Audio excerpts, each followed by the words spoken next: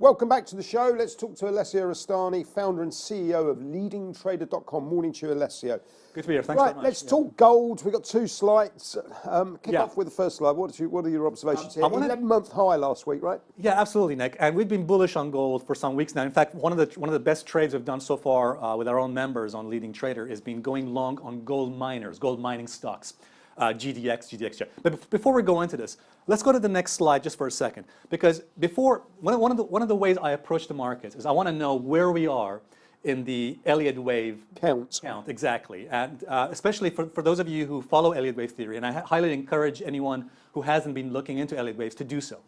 Elliott wave theory simply says that markets move in the direction of the major trend in 5 waves, followed by a correction, which is the ABC wave. Okay. Now there are 2 things you need to pay attention.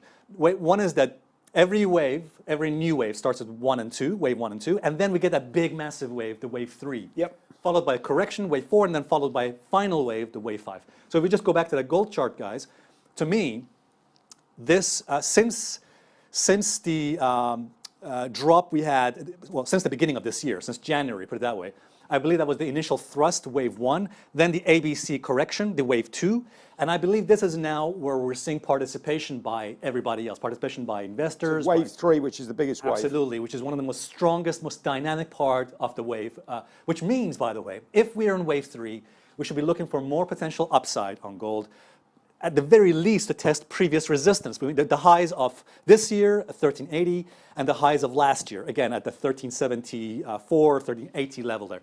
I think potentially we will take out that level at some point, maybe this year. But in the short term, what I'm looking for is a move to 1380. So when we get to 1380, I'm looking for a little bit of a pullback. Yep. Pullback to 1300. I think we'll come back and test 1300, that important psychological round number. Absolutely. Yep. And then we can use 1300 as another buying opportunity to get along. But I would stay with this for now. 1380 is the near side target, and then a pullback to 1300. And of course, we've got one thing to keep an eye on, just to show you in that chart.